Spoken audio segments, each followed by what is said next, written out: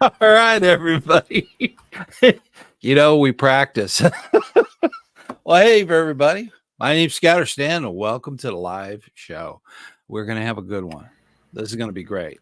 I have Mike, who's going to be helping me out with the questions. So that's going to be in the chat room there. So let's start it off. We want some questions to come in. We have a few. Hi, Mike. Are you there? I'm here. I'm happy to try to help, and want to offer a shout out to the Scoutmaster that lives down the street from me. That's also your fan. He's probably listening right now. Oh, wow. That's awesome. That is awesome. And tell your friends, your neighbors, go ahead and do that. The ScouterStan thing, we're trying to make this better all the time. So, because you scout leaders are worth it. We want to make sure that we give you good information, at least something to think about what's going on with scouting. So if you have a question, please put it in the comments. We would like to have, let me make sure that I'm getting some other messages I've never seen before on the screen. Let me, there we go. Well, so we're just saying that, in our previous broadcast, sometimes people are chatting back and forth, and it's kind of hard for Stan to know what to throw up on the screen. So if you can maybe start a question with a capital letter Q, if it's actually a question rather than a chat with another viewer, that would probably help us out. And it's fine to have chats with others. That's great. If you got some information that we may not have, that's great. So help one another. Scout is helpful, right? To be helpful to others at all times. That's the important bit. So I think, I see 16 individuals here. We'd like to know where you're listening from. Let me shrink this down a little bit. There we go. Now it's going to make more sense to me, because for some reason the live stream just went really small. We're figuring it out. It'll be good. So let me let's see. Go back down here, and there. Okay. Don't push those buttons, Stan. So it was resizing and doing all kinds of crazy stuff. So, but we want to know where you're enjoying the show from. So that's another thing. So if you're in Ohio, please let us know. If you're in Minnesota or Texas or wherever, just type in, hey, from wherever you're watching our live show. Now, we had recently put out several videos. I think the one that's gotten the most feedback from is actually the medical forms video. Extremely important. Now that scouting has kind of changed the membership process, where it's every year, and with the annual thing, it's when you join. So if you join in May, every May is when you rejoin, and every May your unit is probably going to want a medical form, one that's been updated. So they're only good for a year. So that's the thing. We need to get into that cycle. The same thing's true with the unit. The unit needs to be able to remove old ones and destroy them. So a lot of that stuff has to be kept private, confidential, and that is super important. The comment was actually made in the video that HIPAA compliant. Now, HIPAA, when HIPAA was being put together, it was to keep the insurance companies from using medical information, and that was a problem, and that's why HIPAA exists. And from being an employer at one point, I kind of know a little bit about that. And I'm not a lawyer, and I'm not an advocate for insurance companies, and I'm definitely not a medical doctor. So a lot of that you have to take with a grain of salt. But I think every reasonable scout scouter would definitely think that medical records should be kept confidential and private. And that's the real focus. So keeping that in mind, when you have those old forms, make sure that they are destroyed, that they don't mess up the process. You got to have those forms in case there's an emergency. If there's an emergency, you have to be able to go to the hospital and have that signed consent so they can do emergency services. So that's super important to have that available. It's also important for the unit. You have to know the scouts that have allergies. If you have food allergies like strawberries or peanut butter or something of that nature, that needs to be known. That's very important for your den leaders and your scoutmaster. That they need to know those things. That's important. Your medical officer, that's a sort of a named position for your unit. That's where you go and actually do that with them. Okay, so it's not something you don't you can't put a sticker on their forehead or something. That's not good. So you have to be tactful. Okay, and if you go to camp, that's another thing. You're going to have to register all of your scouts into camp with the medical staff there to make sure that they have a copy in case there's an emergency where they can't get the copy immediately. They have one. So they try to keep all of it private and confidential. So if you have parents that get nervous about that, tell them, look, we're going to keep it private, confidential. This isn't going to be out there. So, we're doing this for safety. And that's really the key. And so always keep that in mind. But that was the video. And I've gotten several medical doctors telling me all kinds of stuff. I have not been able to get to it yet.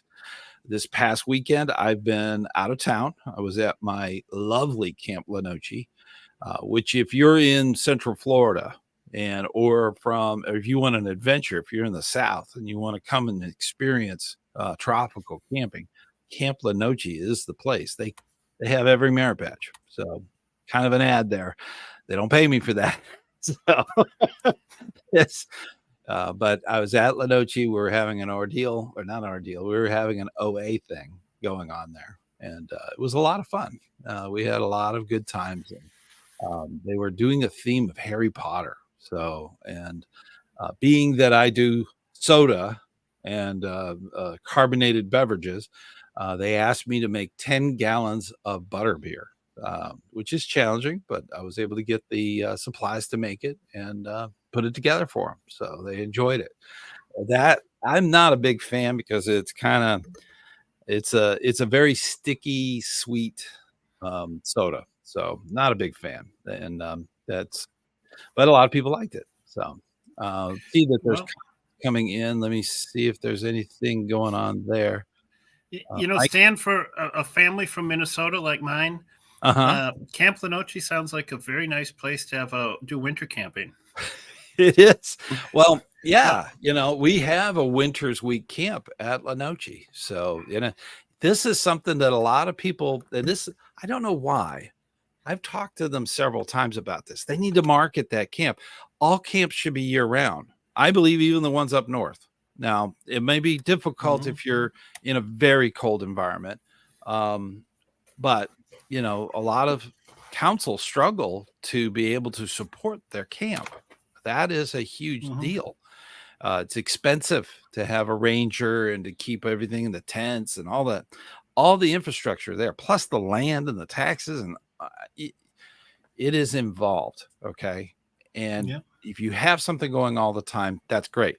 They need to market tropical camping for areas of the country that are cold, and they can come down. It's not cold here in the winter. For Floridians, 50 degrees is cold. It's freezing. They put jackets on and stuff. It's amazing how they start shivering. That's something.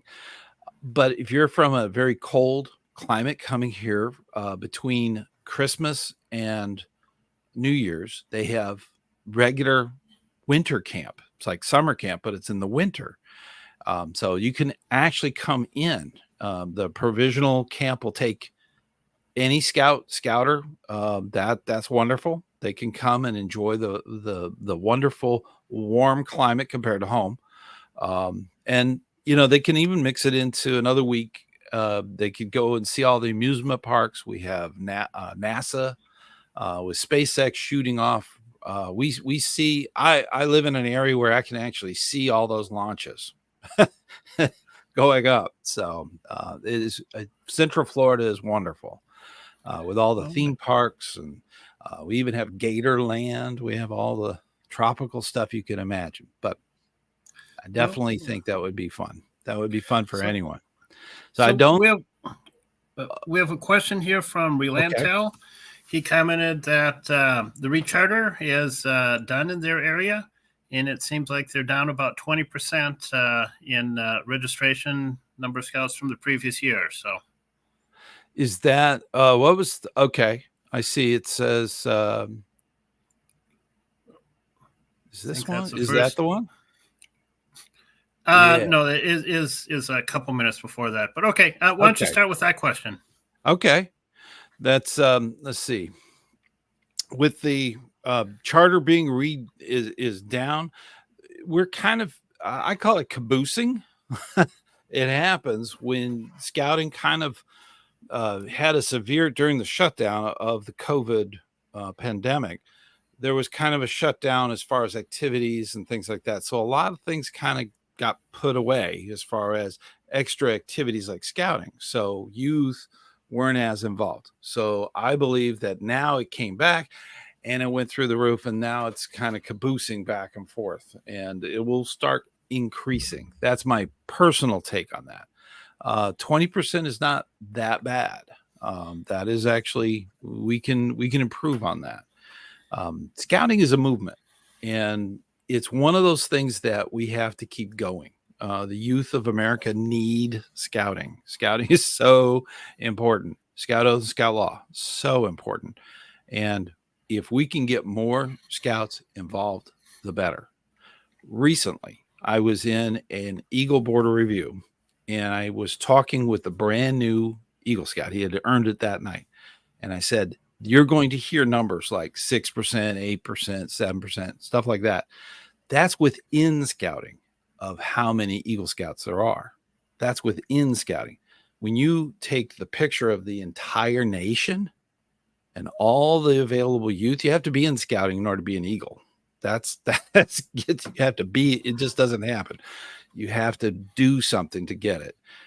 So when you take all of the youth, you look at the number that's involved in scouting that's actually eligible to earn Eagle, it's not even a percentage point. It's a fraction with a lot of zeros. So that is unfortunate. We need scouting. We need to go out and get scouts involved and get those youth, serve the youth that and have those opportunities so they can get into scouting and doing those things. That is super, super important.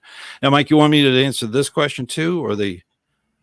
Well, sure. Why don't you start with that question? Then there's maybe a couple. When you're done with that question, there's a couple previous questions that I'll just mention, and let me see if I can. So, I'm going to have to zoom it out a little bit. Did you? Okay. Okay. So the question is, Stan showed me a screen. The things are super small on his screen and tiny print. He turned around the camera. So have you done a video on the commissioner onboarding process?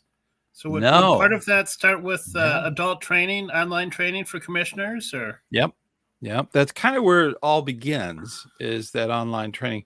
Now there's different commissioners. Let me see if I can go back to the question here, see if there was some follow-up.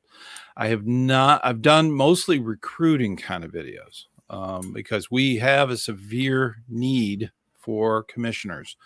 If you take all the units that are out there and divide it into how many unit commissioners we have, it's like 25, 30 per commissioner. So we need more. Commissioners shouldn't go beyond 2 or 3. So that's important.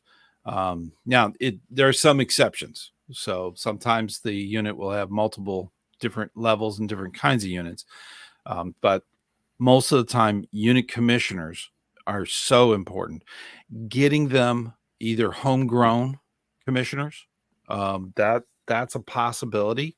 That's totally cool. But as far as the onboarding of a commissioner and getting them the basics, that's kind of inherent with the training. When you do the training, they talk a lot about that. And the one of the things that a lot of people do not think about is that the commissioner's not there to judge. They're not there to give you a score or something like that. Okay. They're there to help. That's the wonderful thing about a unit commissioner. And, there are units that are afraid of having a unit commissioner. Oh, they're spying on us. No, if anything, they're writing down the things you're doing right because they want to bring that to another unit that's not. So that's it is one of those things. So onboarding those new unit commissioners is important. Do the training online and definitely do that. So that's super important. I will dedicate some time. I think I've got some spots open on season 11. I'm already starting 11. Can't believe we did 10. We're still in 10. So it's amazing. So we've got some high out there. We got, we have 21 online. That's great. All right. Should I just read another question? Give me another one. I'll try to find it. It's from Bryson. It's one of the first questions. He asked, what training do you recommend for scouters that recently turned 18? Bryson. Okay. From Ohio. Is that the one I'm seeing here? It's two up from, it's the same person, two up from that. Okay. I'll keep looking down the list here. We're trying to optimize our process for what I see on my screen and what he sees on his screen, since we're 1,500 miles apart. So it's a miracle that we current day. I think I found it. Is this the one? There you go. Question. Yes. As far as the OA, what am I reading that right? Oh, well, no, the previous question that he asked, what training do you recommend for a scouter that recently turned 18? Recently turned 18. The training that's needed in Scouts BSA, girl troops or boy troops, youth that get to 18, they are no longer considered youth. They're considered adults in Scouts BSA. At that point, they should get youth protection training done. They should fill out an adult application, which has a background check. And they also need to do some training as far as whatever position. Now, most of the time, if they're coming from the unit and they're going to stay with the unit, they're going to be an assistant scoutmaster in Scouts BSA. So if that's the case, they need to start doing the online training. So, and that all gets attached to your Scout ID, the PIN number they give you. And that should follow your all your training, your YPT and all of your leader training. So, and that's really the steps you need to start taking. That's the important bit. Okay. Well, there's a number of shout outs and stuff that are quite a bit earlier in the queue. I'll maybe just kind of go through some of those. Looks like Timothy is giving us a shout out from Bethlehem, Pennsylvania. Awesome. That's awesome. Hey, Timothy. And Bryson is giving us a shout out early in the chat from Central Ohio. Yeah. And Phil C is a shout out from Hilliard, Ohio, if I'm pronouncing that right. Yep. I see one from Indiana, right? Yep. Awesome. See one from Corpus Christi. Then Tecumseh Lodge 65. Okay, great. Oh, fantastic. Let's see. This is cool. This is very cool. And we had a question about the commissioner onboarding process. I think you already got that one. Yep, I got that one.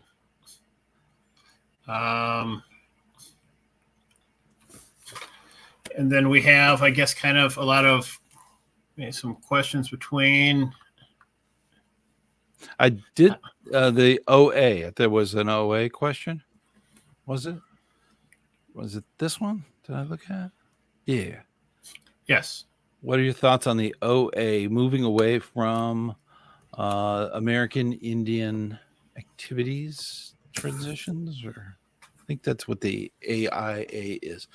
It's only a matter of time for that to occur. The moral message in the Order of the Arrow should not be confused with legends or hearsay. Okay, it's important to think of them on the bigger picture. Okay, and it's those things are actually part of that culture. The Native Americans. We're very active. Tipasaw is my lodge, and we're very active with a lot of the local tribes. We even do powwows and stuff and host them and work with them. And we want to respect their faiths and their beliefs and all that stuff. That's a Scout is reverent. So that includes all of that. That is very important to keep that in mind. And with that, moving away from it as the organization, I'm okay with them no longer doing the regalia. Okay. Most of the people doing the ceremonies and the activities within the Order of the Arrow are Native American. So this is their native dress. So, it's not a cultural appropriation of any kind. So keep that in mind. Depending on where you are, it will vary what levels of participation in that is there or not. I believe that the core values that are found in the order still remain. They don't have to be in regalia. That's one of those things. The core values are still there. So there's a lot going on with that, and I think that the Order of the Arrow is a very unique American thing. It's not available in Canada. It's not available in Britain. It's the other countries don't have the Order of the Arrow. It is American. It is a very American kind of organization. So that being the case, keeping all of that in mind, going that other direction, streamlining it away from cultural appropriation is the buzzword that a lot of people like to throw out. Get away from that and just stick with the strong morals and the strong ethics that are there, that are inherent in the Native legend. So that's my personal opinion. I'm good with it. Moving away from over time, there was a time when we even did war paint, and we did it was very insulting. It was not good, and we have slowly moved away from that, and we need to respect that. So that's really important. So I think I got that question. All right. So if you're ready for the next question, we have Stefan has a question from Stefan. My charter organization representative wants to limit Scout leaders in the unit to only be those who practice the particular denomination or faith of the charter organization. Yeah. And so that's make it really hard to recruit leaders. Can they do that? Or do you have a comment on that? Yes. You have to keep in mind that all Scout units in the United States are not owned by BSA. They don't own the unit. The charter owns the unit, so they make the rules. That's the case. And if they have those rules in place for a reason for their unit, and that's the thing about being a chartered unit. So if you're with a certain faith based organization and the charter organization rep has those rules, that's what you have to go by. That's part of that unit. That's important to understand. Now, when you join scouting, you join nationally, you join the scouting movement, the BSA. And this is true for Cub Scouts, it's true for Scouts BSA, it's true for crews and Sea Scouts and all that stuff. So with that being the case, your membership is good. So you can go to another unit that better fits what you want to do. That is a totally okay thing to do. Keep in mind that every unit will have a certain cost for whatever activities they're doing that year. Some do it according to what you use. Some do it on a quarterly basis. Some want the money up front. So moving to another unit can be done, but that could be a problem. So that's always there. As far as your membership, you cannot think that a chartered organization, they have the best intention for their unit, but it's their unit. So you have to keep that in mind. They make the rules when it comes to who's going to be leading that unit. If the Scoutmaster's got to go, the charter organization makes that decision.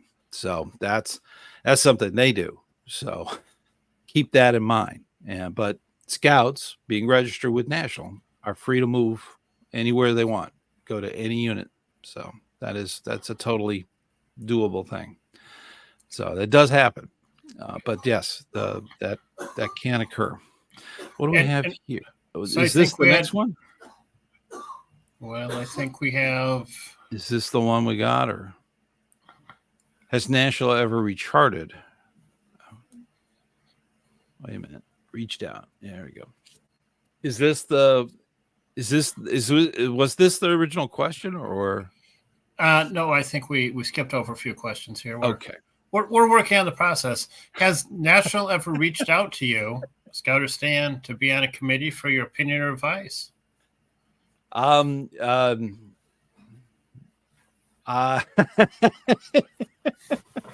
know if I'm at liberty to say. I would like to. That's I have to respect the confidentiality if that was to occur.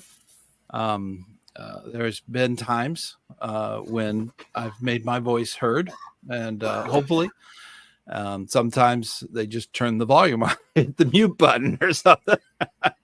So I try, but I believe in the Scout Oath and the Scout Law, 100%. And as long as those things stay stable, I'm good. I'm good. It can be trying sometimes because there are elements within scouting that may or may not have that at their core, and that becomes an issue. But as far as being on those committees, I'd be welcome to that. I'd be definitely welcome to that. I think National is having their convention here in Orlando, so I'm on the list to go, I guess, or to help out. I'll probably be taking tickets at the door or something. I don't know. I just want to help, and anything to make the Scout movement go forward is great, and that would be awesome. That's the core. It's the core issue. But yeah, I have not been on anything that I can really talk about. Let's put it that way. And we have a couple more shout outs. Elnora from Rochester, New York. Awesome. Grandma from Indiana. Yeah. Dennis from South Florida. Dean from... Dean. I'm not even sure how to pronounce that. I guess it's in central Illinois. What is that? Roselle? Did I see that? Yeah. Centriola. Did I say it right? Well, maybe. But Dean is he is on that TikTok thing with he does these jokes. Now some of them aren't Scout ready. Let's put it that way.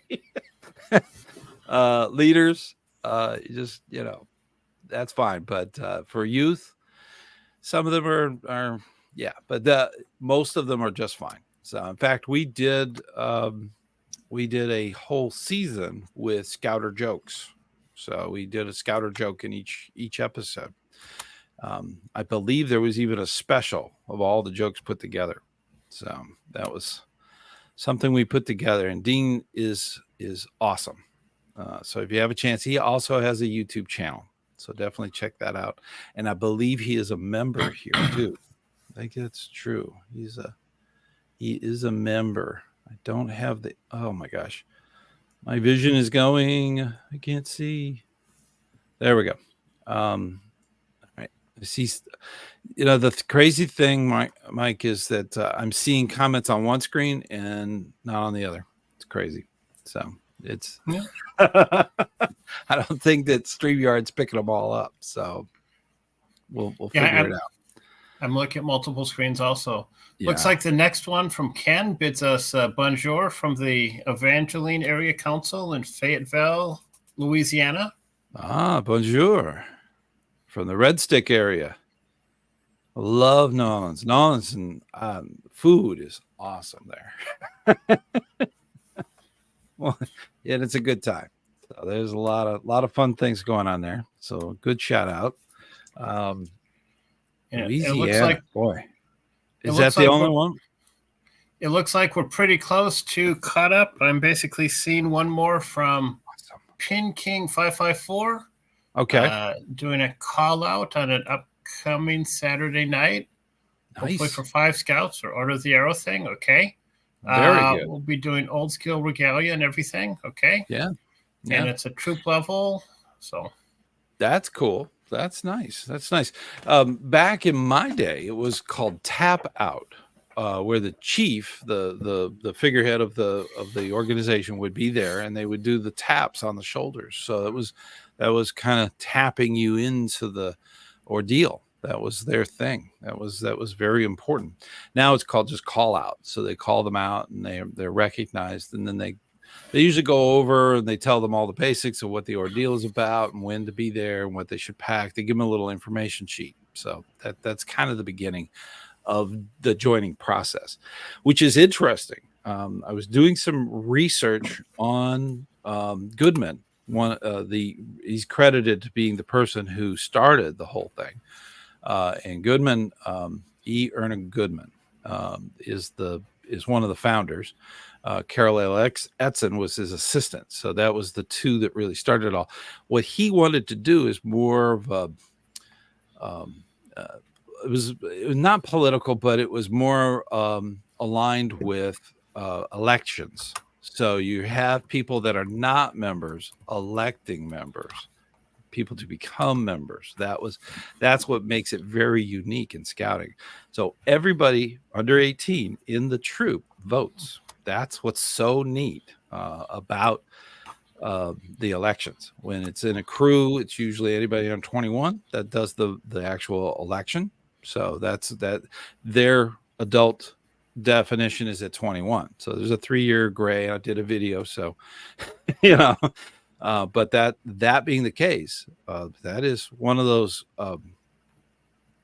confusing parts where the election of somebody going through ordeal is done by the people who are not even, or they might be, members of the Order of the Arrow. So it's very democratic. It's very a democratic process that they do. It's an election. So and they have to win at least half and one.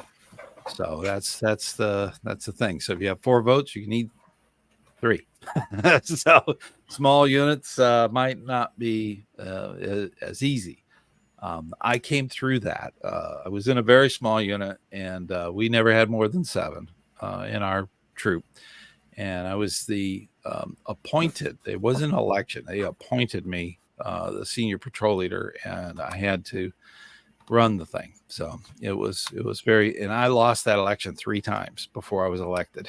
So because with small units, you have their power goes up with smaller units. So with the vote. So but definitely all keep right. that in mind. Yes. Well, a couple questions down. We have Michael has a question. Okay. He's saying, I have an assistant scoutmaster, I guess age 19, joined the Marines. He will be stationed in Okinawa, Japan. Wonderful Nice service to our country. Yes. Do you know or have any advice on how to keep him involved in scouting? Definitely. He's always active and spent his leaves at home, very active. And another user commented that there's a Far East Council of BSA that's based in Okinawa. So yeah, they are. There's the Far East Council. It's the Rim of Fire kind of council. It's all the Pacific, but all the bases there, they're required to have units. So that's kind of in their charter to do that. So with that, he could definitely get involved there, but he can also be remote. We live in great times now where we can have conversations through the internet. That's the beautiful thing about this this whole thing with the internet and everything we're doing. He could easily connect in with the unit and say hi from, where I'm at. And, that's the neat thing. You could still be active with the unit because he probably knows people in the unit, they were scouts together. They went on campouts. They went to Jamboree. He went through scouting with them. So telling them what's going on. I always tell Eagle Scouts, especially, they are always invited back to their unit. Always. They just go to their unit. Just show up and say, I eagled at this unit. And they're in. Okay. They can go in and see the meeting, meet with the adult leaders, and see where they can help out. These are things that scouts do. And whether you're Eagle or not, you can do that. You can definitely go back and help your unit. Being in Okinawa, that's an adventure.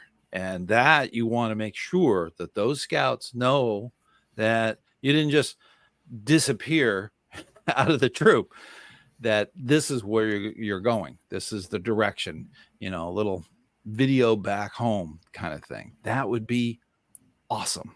And you could stay an assistant scoutmaster and not be in the same city with that unit. That's totally okay. You still need to do all the paperwork and all that stuff as if you were, but that's totally okay. And that's a heck of an adventure. I think that's wonderful, Michael. I think that's if you can get that going, that'll be awesome. But there are units over there in Okinawa, and they could use you. So you might do both. That's totally fine too. You can be in 2 units. Totally okay. So, in fact, my kids just did the Citizenship and the World Merit Badge, and there are some options in that merit badge to communicate with scouts from another country, so that might help too. Exactly. We have a next question from Bryson. Mm-hmm. Does your lodge, I assume Order of the Arrow Lodge, have any cool or unique traditions? Yes. We have one very unique tradition, and it has to do with our flap.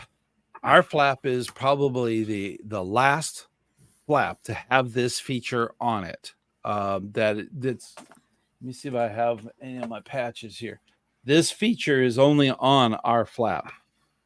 And we always use the red teepee on our flap, which is just it's a triangle with a door, and then of course it has the little triangles above it, so it's 3 triangles mixed together.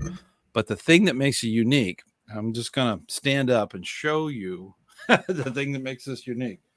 If you'll notice, see if I can get it right on the screen here. There is a pipe, a peace pipe, actually on the patch.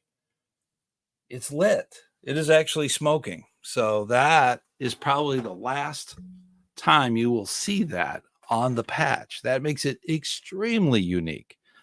And the 3 TPs and all that stuff, that was always part of the original logo. But when they went with this logo, with the shield and the pipe and the quiver and all that, it is extremely important to our chapter, the Tipasaw chapter.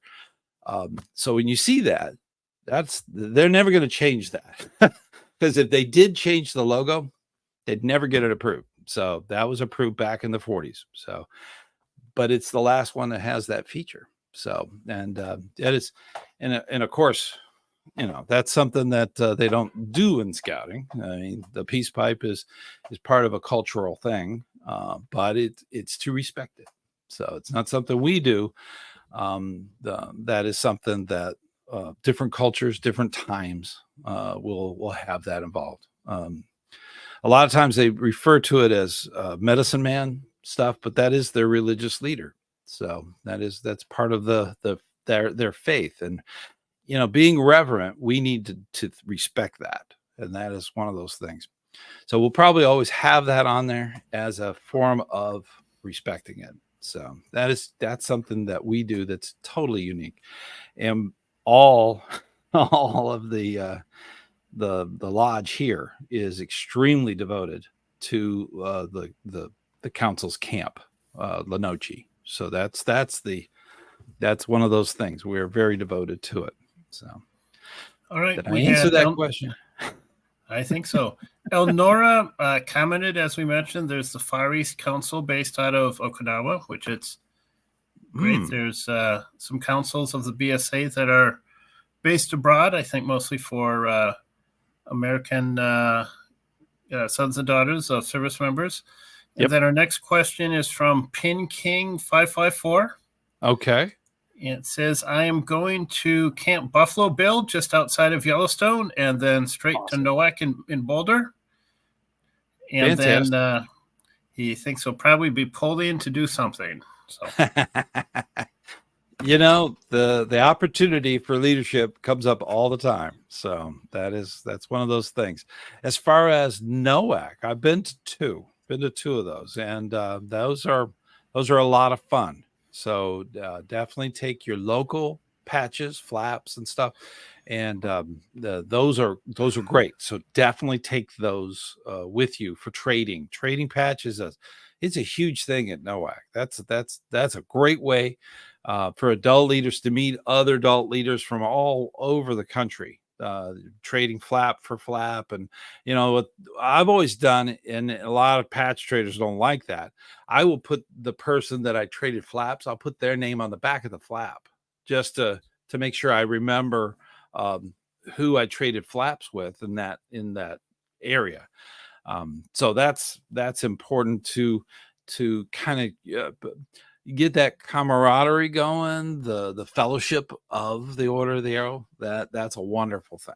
And collecting all those flaps from all over, and they have sets, and it's a neat thing. The Jamboree, or not Jamboree, the NOAC is like the Jamboree for OA. And what's neat about it is you get to do that, and it's all the older scouts, it's all the older scouters that are going to it. And that particular one, I believe they limited how many could actually attend that NOAC. It used to be just open, they would just make more room. But this one kind of sold out. And that's encouraging, but I think it's the first one we've had in Colorado. It's the first NOAC. But in the past, it's been mainly in Michigan and Indiana. Those were the two. I went twice to Michigan. Those were great. And NOAC is awesome. You definitely, if you're in the Order of the Arrow as a brother, please definitely go to that. Now, I want to mention this too. I just said brother. Okay. There's a lot of females in the Order of the Arrow. Okay. I was at the very, very, very first ordeal with the females were actually being inducted. Okay. Was at the very first one. And it is wonderful that they're stepping up and getting into the order more and more. We recently had some vigil female youth actually go through. And it is fantastic that they're getting involved. But everyone involved is a brother. Okay. It sounds strange, but we refer to each other as brother, because brotherhood is what the Order of the Arrow is about. The little red tabs you see on the end, that's brotherhood. Okay. So everybody that's got that is a brother. Okay. So the gender part, there are no sisters. It's the brotherhood of the Order of the Arrow. Everyone's a brother. So that's just the wording that they had. And they decided that early on when they decided they were going to have, the availability for Scouts BSA for girl troops to be involved in the Order of the Arrow. That was very, very important to understand. All right. Looks like we have the next question from Ken. Yeah. Ken has been a member of this channel for a long, long time. Long time. Says, Ken remembers being tapped out when he was 13 years old in 1974 at the Spring Camp Parade. He is elected by his peers to the Order of the Arrow.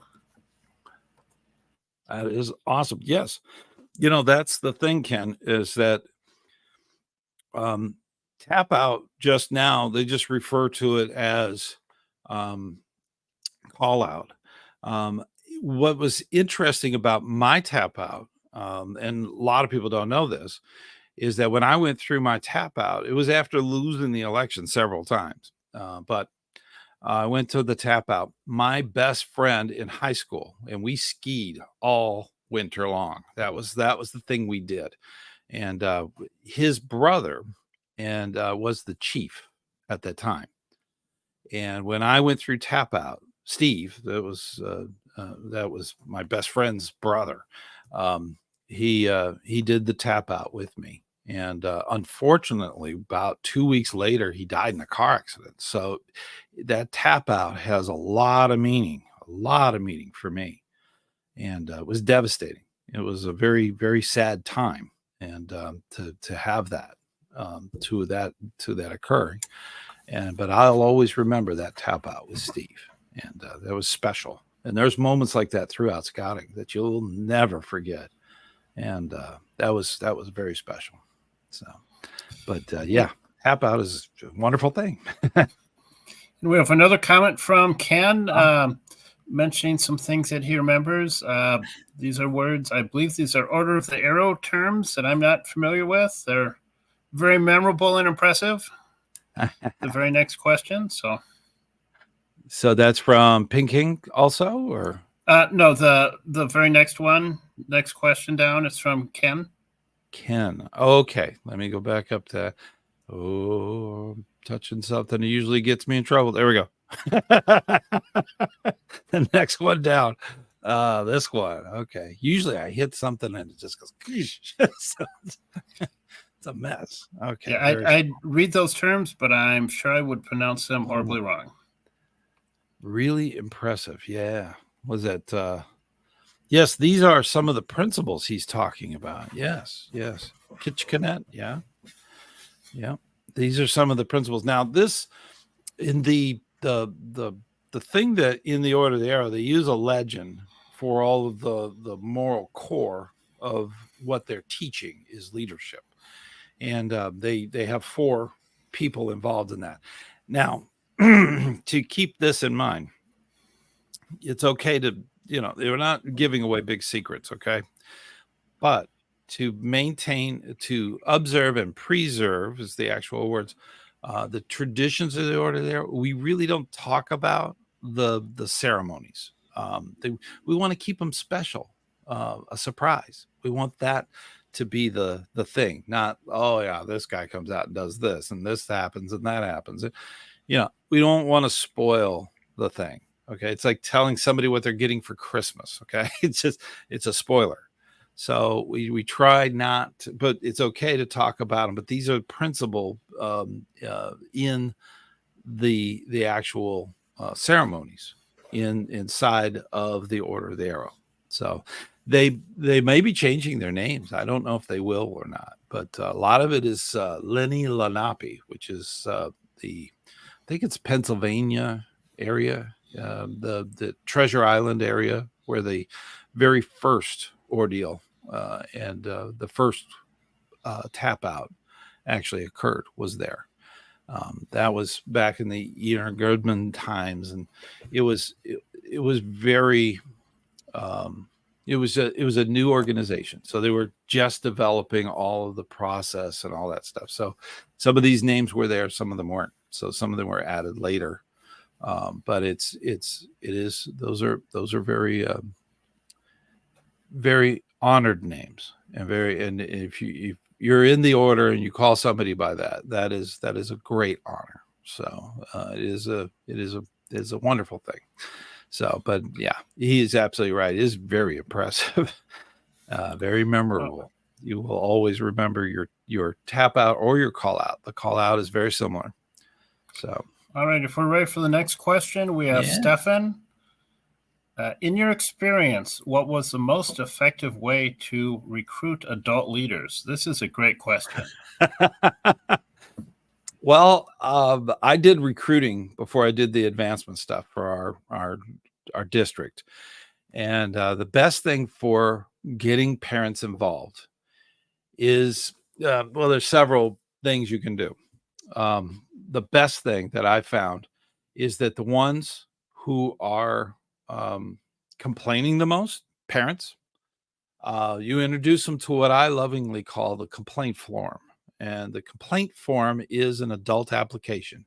because if you join the leadership, you will be a part of that leadership, and you can make the changes.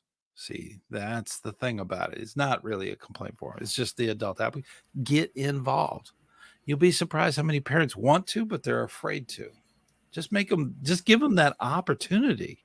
That's make it possible for them to do it. They always say they don't have time. They always say that. It is a classic, later kind of thing. Don't. Just keep asking. And if they've taken youth protection, they're halfway there. All they have to do is fill out the form, pay the fee for national, and do some online training. They're there as a leader. So recruiting that way kind of sneaks up on them a little bit. Then there's the ask. So many people are not asked to actually be involved in what their youth are doing in scouting. So many of them, they're not asked. I have no why. The person on the other end of that recruiter, is already assuming the no. They never even asked. They should go out and ask. Ask everybody, the grandfathers and godfathers. They all want to be involved in the success of their children, their youth. It is so important. I remember this one time we were making that big ask. We were talking about actually getting some adult leaders into a pack, and the guy I was working with, I was basically training him on recruiting, and he said, "How many people love their kids?" And they all raised their hands. This is how many want to be a leader. And they all drop their hands. Well, he naturally blurted out, "What? You don't love your kids?" So, I looked on their faces, but he made a great point. He basically said, "You're here to get them involved. We want you to be involved too." So important.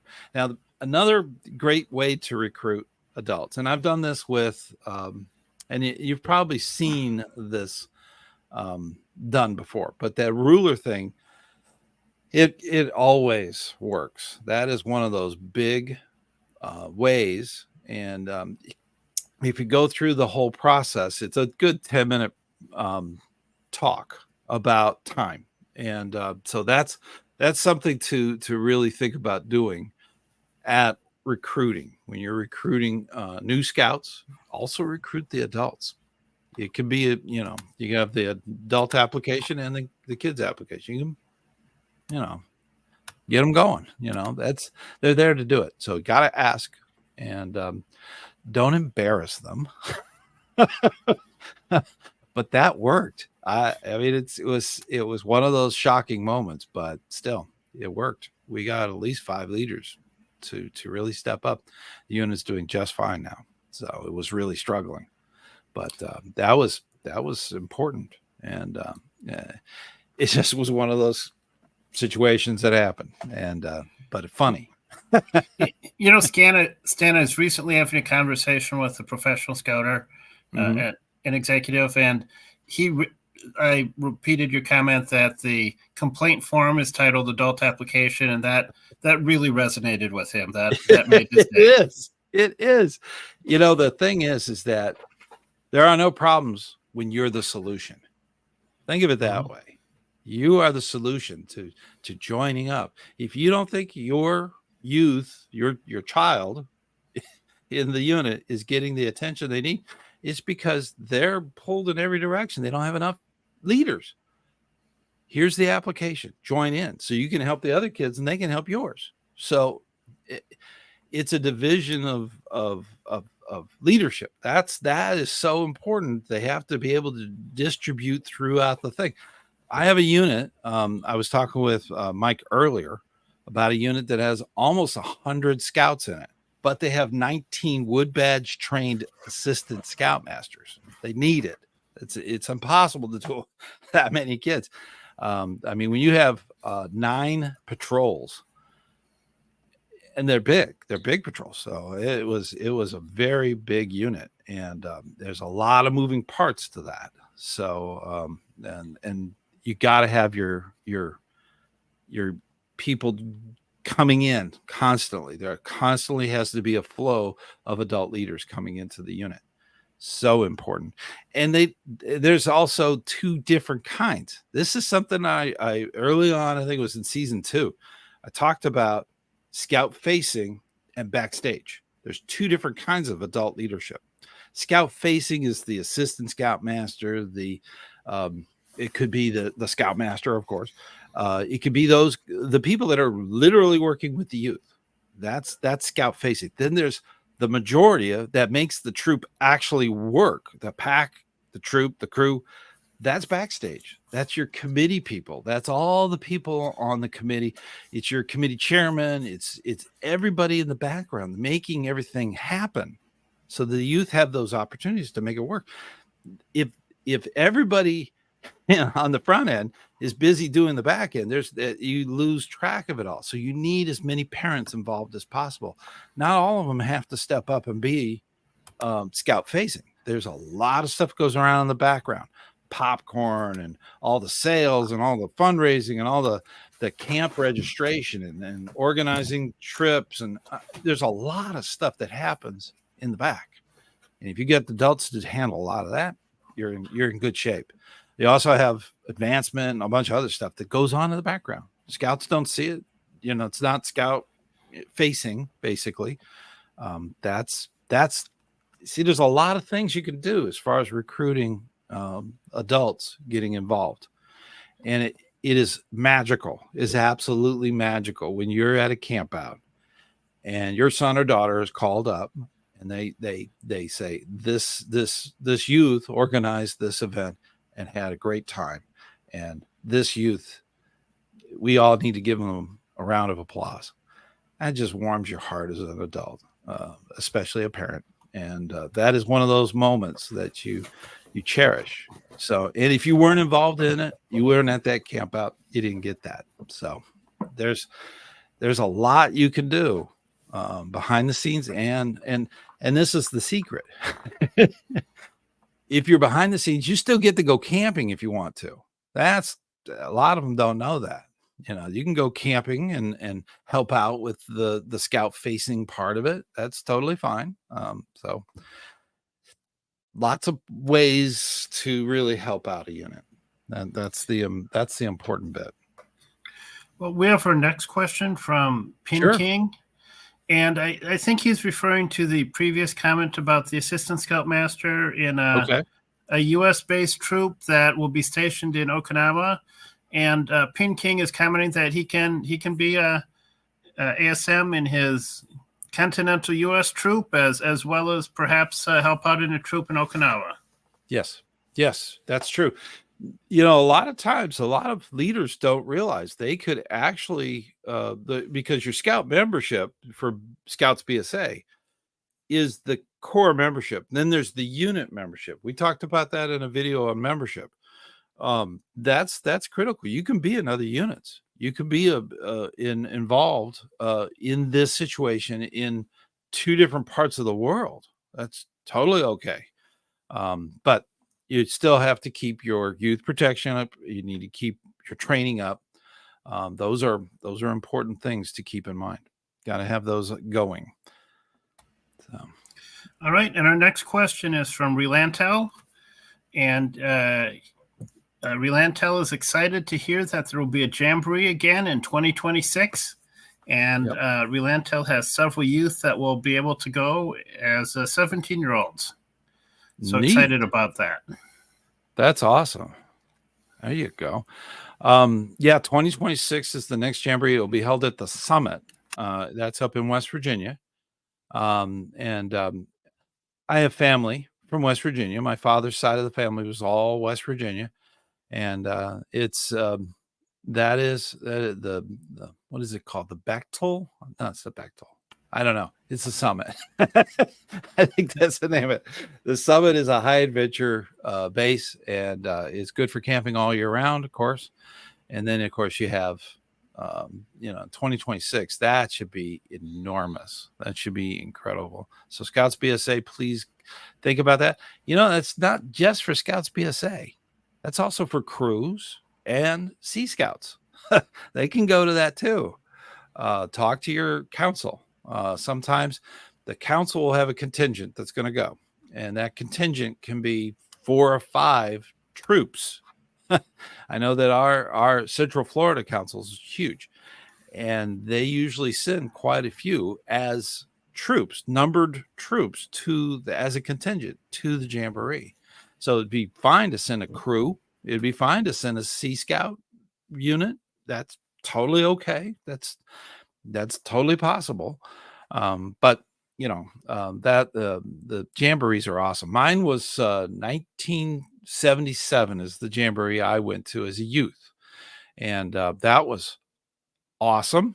Let's put it that way. It was at Moraine State Park, and we got flooded. We had a lot of mud, and the area that we were in.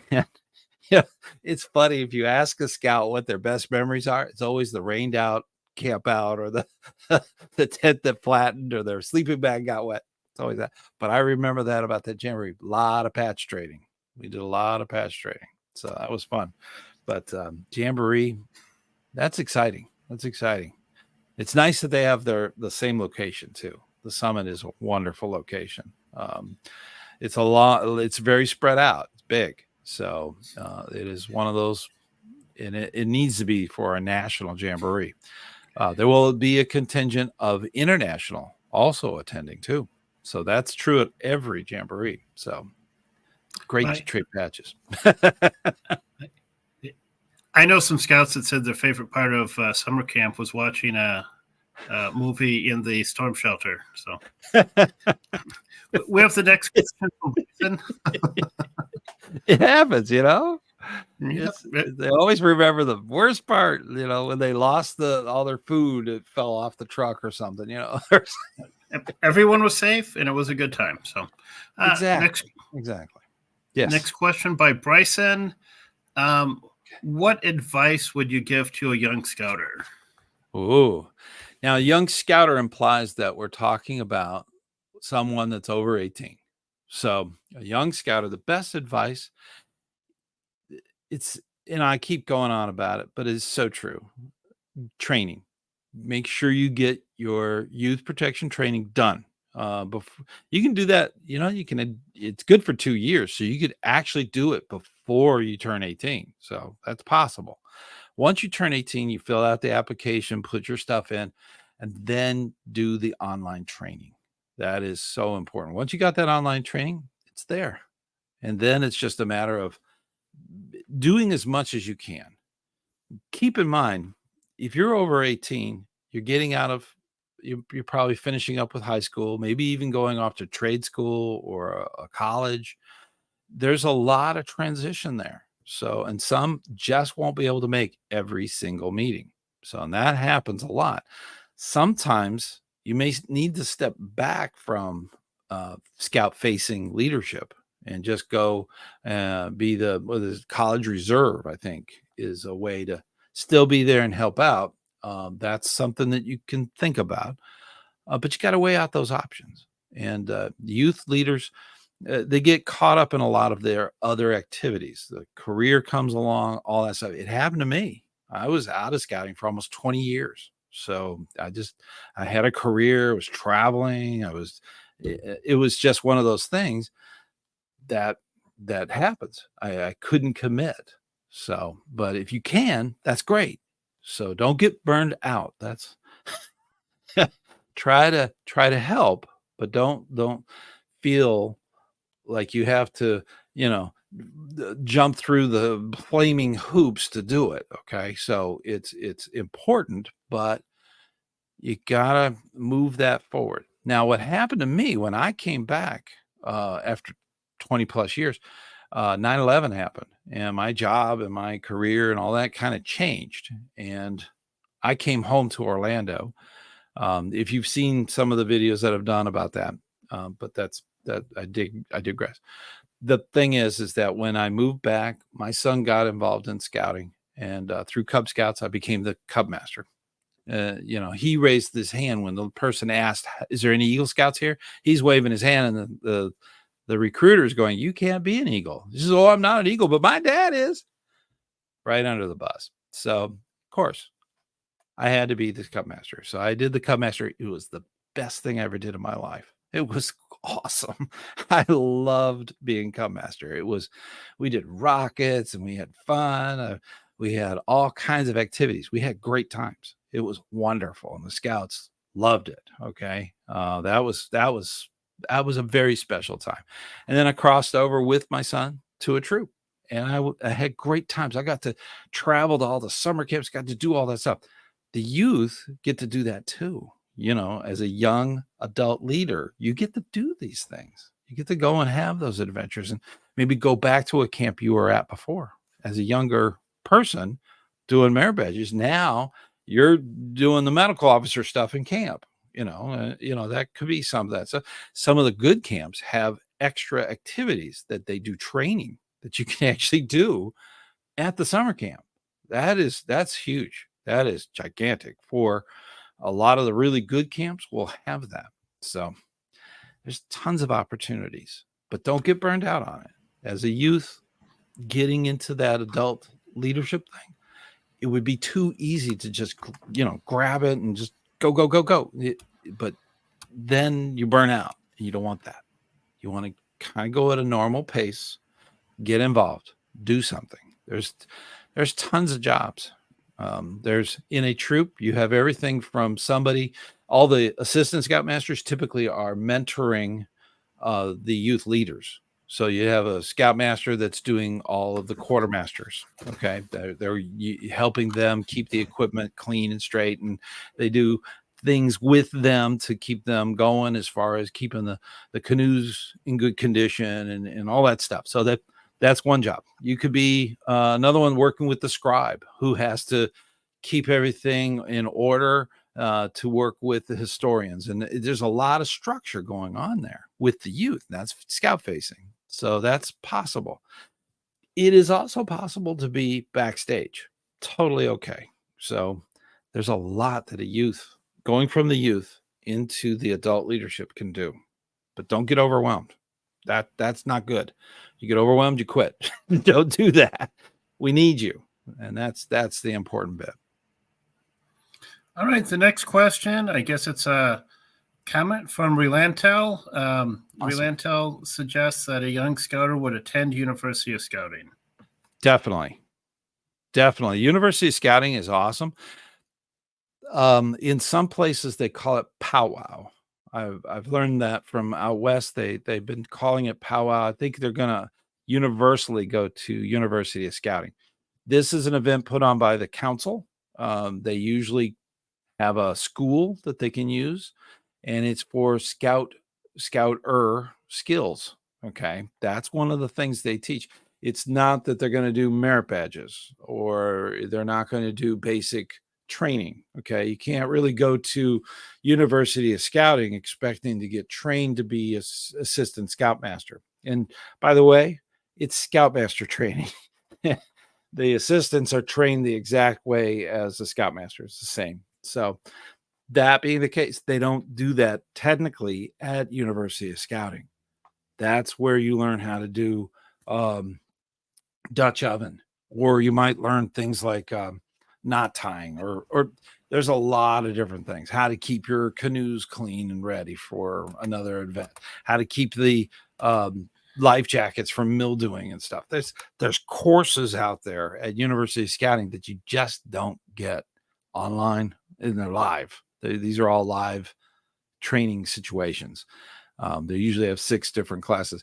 The only one that they've done in my council that's actually official training is Den Chief training. And that Den Chief training is a syllabus by national. So that's the only one they do, because they have the youth there. They might as well have something that they can do and get an actual certificate for. So that's what they've done in the past.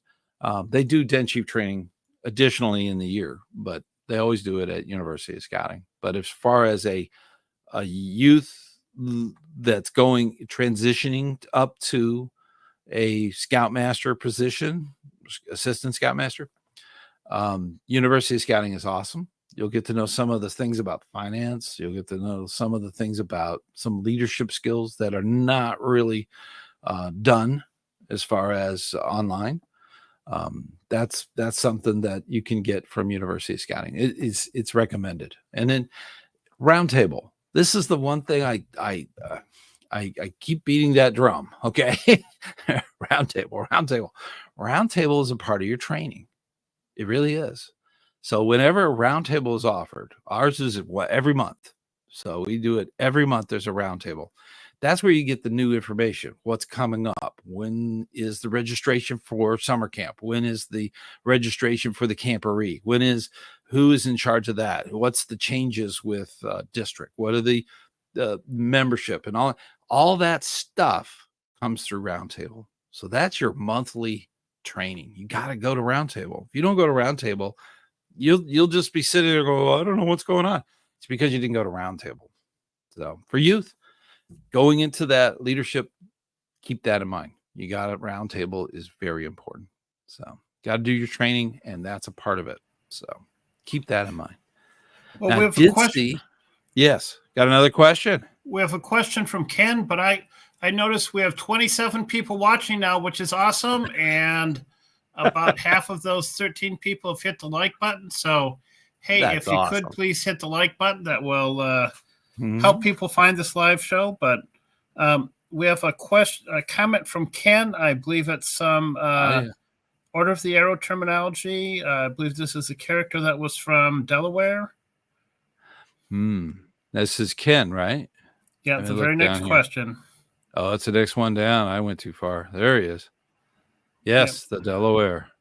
Yeah, the Delaware River goes by where the Lenoi and Lenape were on this island, and the river that goes through there, I think it's the Delaware. So that goes through that area. So Lenoi and Lenape, and that's kind of where a lot of the legend is. Now, keep in mind, legends are not necessarily true. Okay, it's not like it's history. It is something that is a verbal legend. Okay, and it's really a story to teach something very serious. So they take it up a notch from a story as a legend. So that's the thing about the Lenni Lenape. That is very honorable tribe, and that is in the history of that is amazing. And when the Order of the Arrow was getting established, there was a Western movie every week at the movies. So it was kind of a craze in America when that was going on. So being interested in Native American and legends and all that stuff was big. Okay. It was a huge draw. So for a lot of youth. So that had a lot to do with the reason they went that path. Now there are organizations, I believe I want to say it's Rover over in Britain, that has something similar, but it's built on chivalry and Knights of the Round Table, that kind of stuff. So it's all culturally based on where that organization is. So, and that's something to keep in mind. But I'm sure Mark from Big Man in the Woods will let me know. If you get a chance, definitely check out Mark's channel. Mark is awesome. We talk occasionally, and it is really a good channel. Big Man in the Woods.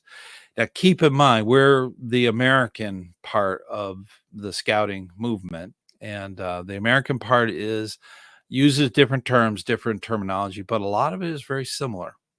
I believe I was talking with Mike about it earlier, about the actual difference between the different terminologies they use in Britain. We were talking about Big Man in the Woods, and he was asking about if you had to leave a let me preface this with a little information. In British scouting, they have to pull an application or a permit basically to go camping. And it's within all their guidelines and stuff. But from what I've gathered is that this permit is the person who pulls that or is named in it is the person running that camp out. And if they have to leave, the camp out's over. So in the United States, because the Boy Scouts of America technically does not own the unit, the charter does, they go camping and they have to have certain requirements. They have to have the IOLS, they have to have youth protection, they have certain requirements. If they fall below that, it's the same thing as pulling that permit. The person had to leave, go back to work, take care of a family emergency, whatever. That's why we have redundancy. We have to have more than just one. Technically, over there, it's with one. With here, we need to have up to 4 or more adult leaders, because there could be 2 leaders that have to leave. They might have to take a scout to the hospital. Okay. And that's 2 leaders, because you got to stay 2 deep. Well, what are you doing with the rest of the scouts? They got to have 2 deep leadership back at camp. So those 2 leaders. So you need 4 as a minimum. So that's something that has happened. If you fall below those minimums, those requirements, it could be a problem. It might be, we're done. We got to call the parents. They're going to come pick them up. So, and that would be terrible. We don't want to do that. We want to give as many opportunities for the youth to really take care of that, and especially here in the States. In Britain, it's a little bit different. So that's something that I'm not sure if you can name more than one, but I would have 4. Okay. That is something they do. And they have sort of a youth protection, but I'm not sure it's like it is here. So that's another show. Okay. But I see the comments keep coming in, and I believe we have another comment from Ken. He commented that he recruits commissioners by going to wood badge classes and asking some of them to make their ticket to attend the commissioner meetings to learn how commissioners work. Yes. That is very important. You want to make sure that you get commissioners to fill those things. Commissioner meetings, they're not as scary as people think they are. They're not. It usually has a learning module, and then they talk about challenges that they've had or success, mostly with different units. So, and it's a knowledge base. When you have all your commissioners together, your district commissioner and your unit commissioners all get together, and including your roundtable commissioners, they all get together and they talk about what's going on. They might have a learning module that the district commissioner puts together. Then they talk about all of their units, the struggles they might have, the challenges they have coming up, and successes. I have a unit that's almost 100 years old. It's amazing. They were founded in 1924. So it was a shocker. But there's units like that out there, and even older. So, but they've had a lot of successes. Recently, they've had about 7 Eagle Scouts recently this year. That was a big deal. But getting involved with the commissioners, going to that commissioners meeting, doing that stuff will demystify a lot of it. And that's really what it is. Parents, they're scared. They don't want to, not scared, but they're afraid that they're going to overcommit. That's up to the individual. You got to be able to say no. And that's another video. I can be doing that all night, but that's one of those things. You got to be able to say no, and you got to stay within what you can do. And when you go to that meeting, you'll learn that you're not going to be overwhelmed. They're going to slowly do the process of learning how to communicate with the key 3 of the unit and so on. So it's a great thing to do. And I enjoyed, I'm, the funny thing is, for the district, I joined as a unit commissioner, and I never left. I just stayed as a unit commissioner, but I've gotten into other activities. I've chaired other things like recruitment, and now I'm doing advancement. So, that's a wonderful thing. It's a wonderful thing. So I see we have another question. We have several questions here. I see from. Would you consider doing more Cub Scout videos, especially since the program will have significant changes in June? That's true. I didn't want to supersede their changes, so I didn't put any on the schedule. If you look at the changes that National made to the Cub Scout program, and let me say this first. Let me say this first. If you're in scouting, Cub Scouts is important. Okay, it is critical scouting. Okay, critical, absolutely critical. So I know that Scouts BSA leaders tend to go, "Oh, it's Cub Scout." No, you should listen and think about it, because that affects the scouts that are going to come into your unit. Okay, so don't turn off from that. And the same thing's true with Venture Crew. Same thing's true with Sea Scouts. Don't be turning off the other parts of scouting, because that's where scouting is. You're part of that. So whenever I go off on Scouts BSA or Cub Scouts or Sea Scouts, whatever, don't tune out, because it's just as important. Now, as far as the actual Cub Scouting program, a lot of it has been streamlined. That's what I like about it. In the past, it was almost unique for every single rank. Every year in Cub Scouting, you had all the different belt loops and pins, and it was pretty much a nightmare when you're an adult looking at that program, because it was just so structured in many different ways, and it was always additions in and things change. Now it's all streamlined, and that's the beautiful thing. They didn't get rid of Bobcat. They just made Bobcat every single rank. It's not you earn it once and that's it. There's different levels. A Tiger doesn't necessarily have the Scout Oath memorized, okay, whereas a Weeblo should. So they made it better, okay, in my opinion. They made it better. They made it more streamlined. So as far as the actual core of advancement, that has a lot to do with the individual scouts, okay, versus scouters. Okay, the adult leaderships is still the same. You still have to do your YPT, you still have to do your training, but the program underneath it, all the stuff for the Cub Scouts, the naming has changed and it's been streamlined. It's beautiful. I was in a seminar where they did all the different. I'm looking at it going, that is brilliant, because they're making it easier to achieve their goals throughout the whole process. And it's awesome. So take a look more at that. We might do an episode on some of those changes, but it would definitely be a long video.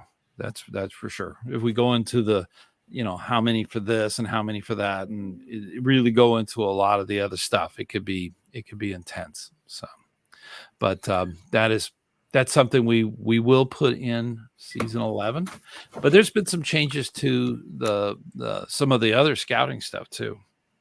I keep hearing clicks.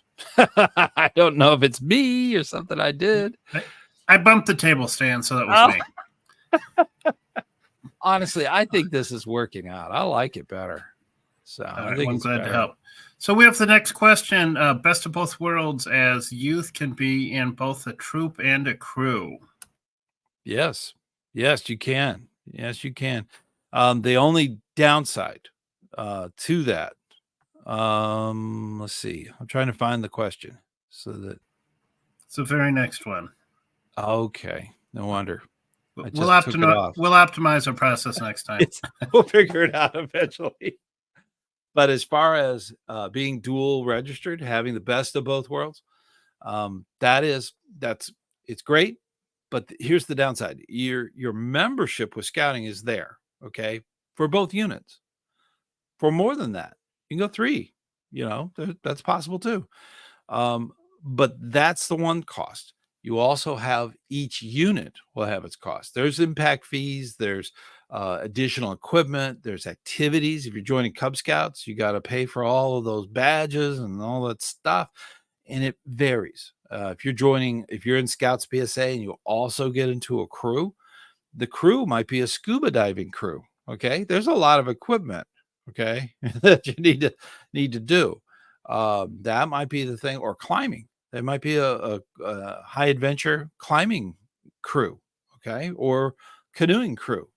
There's different kinds of crew, and they might be just high adventure. They do high adventure camping. That might be the thing they do. It varies. Venture crews are unique, and but that being said, they're going to have their additional cost. So not only have the troop, but you also have the crew.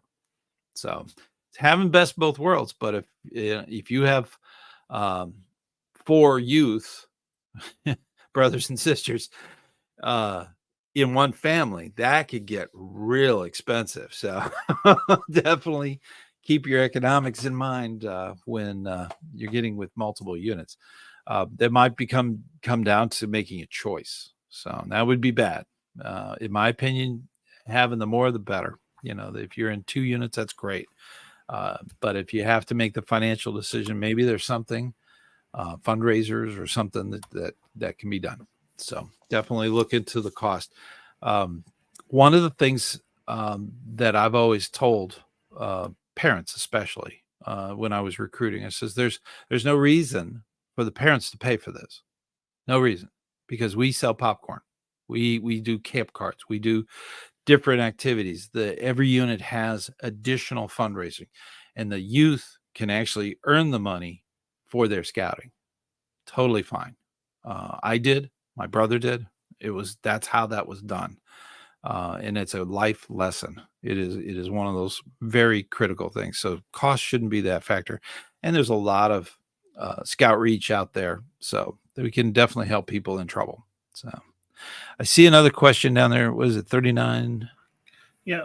Question, what is the best way to increase RT attendance? And we have not had RT since COVID. Ooh, that is a problem. I think that Roundtable begins with your commissioner. Your commissioner is the one that needs to be on the ball with that. So find out who your Roundtable commissioner is. Sometimes there's a problem with location.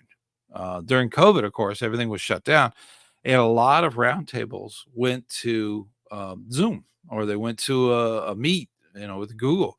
There's a lot of different programs out there where they can do it video wise. Sometimes this does happen. The scout leaders assume that there's no additional roundtables, that they're not there because they don't know what's going on with the schedule. Every roundtable, it's super critical that every roundtable make sure that there is an agenda and is consistent. Now, consistency can be as simple as the 3rd Thursday. That's when roundtable is where I live. There are some exceptions. Sometimes in November, that's Thanksgiving. So 3rd Thursday is flexible, but most months, that's when it happens. 3rd Thursday, 7:00, same location. That's how it should be done. Okay. Should be a monthly thing. There are some districts that are councils even that are struggling. So, there's, if you're the solution, you need to step up, and be that solution, be that roundtable commissioner, get involved, get it going, get it happening. You can't rely on newsletters. You can't rely on Zoom. You can't rely on all that technical stuff that we love, but you need the live interaction of going to the meeting the district commissioner, meeting the DE, meeting these people and talking with them, finding out what their successes and their problems, and helping one another out, to help others at all times. Big thing. So keep that in mind. But as far as roundtable, definitely check with your district. Demand it. Say, look, I want my roundtable. I want this to happen. And they might be, the other end of that might be, we need you to step up as a roundtable, whether it's Scouts BSA or Cub Scouts or something like that. Depends on what you got. But get that roundtable going again. Every district should have that going. There's nothing wrong with going to some other district. If they're doing it right and yours isn't, you can still go to that other district's roundtable. That's okay. It's okay. So that's another option. And then definitely talk to your DE about it too, your district executive.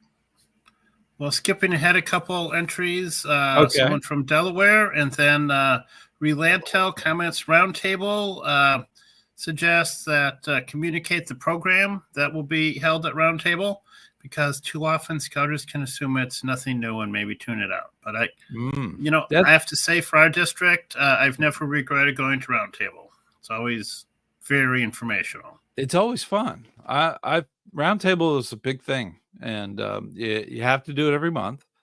It has to be consistent, just like a scout meeting. It has to be the consistent location, consistent time, and so on. The thing about that assumption, though, is people go to Roundtable and they don't stay for the whole thing. I know people that go to Roundtable, sign in, get the handouts in the mail, maybe see the beginning of it, and they leave. They think it's the same thing every month. It's not. There's learning modules and they have breakout sessions that they go to. So all of your scout leader or cub leaders go off with the cub roundtable person, and they sit and go over some of the training modules, what's coming up, what's new, what's going on. That's always different. The Scouts BSA, they go off and do their breakout session. And it's great because you got some of the best leaders in that room. They're talking about, we did this and it was a great success. We went to this place and it's awesome. And they've invited everybody to go there. And, I mean, you get so many great ideas out of Roundtable. And it goes on from there. You got crew and you got Sea Scouts. You got all the different things you could be going on there. I've even been to one where it had explorers at it. So it was really cool. Explorers is learning for life, and I think it was the EMT Explorer group. So they're learning to be EMTs, kind of a on training kind of thing. So that was cool. I really enjoyed that. But these are events that happen. Sometimes they will have special events. So you need to be on that mailing list for your district. We have a great email that's sent out every single month, usually on the 1st or 2nd. It depends. I had them delay until the 2nd this time because we had an Eagle Scout on the last day of the month get through, and we wanted to announce, that he got the Eagle. So I had them delay one day, but that needs to be on a consistent basis, and that is important. So definitely go to Roundtable. If it's not started up and going, you need to have it happen. So important. All right. Well, the next question from Blackjack Rabbit: any advice to convince my son to do NYLT? He says, I do not want him to feel pressured, but he feels he could get a lot from it. Oh my gosh. NYLT, I've been on staff several times, and it is life-changing for some scouts. Think of it this way. Wood Badge is for the adults. NYLT is for the youth. That's amazing. NYLT is ultimate training for youth. And don't tell them, but a lot of the syllabus for Wood Badge comes from NYLT. So it's very similar courses. It is the ultimate in youth training, just like it's the ultimate. Wood Badge is the ultimate for adult training. So NYLT is awesome. You definitely want to do that. That is encourage them as much as you can.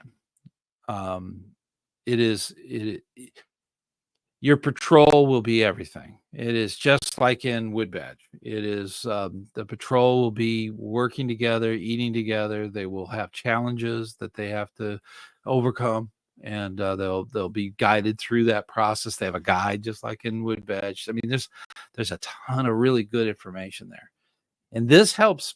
The Eagle Scout I had to delay for the newsletter.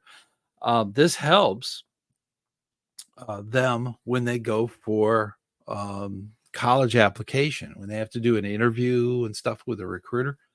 Wow, they use a lot of those skills that they learned at NYLT. He told me that, so I was highly impressed.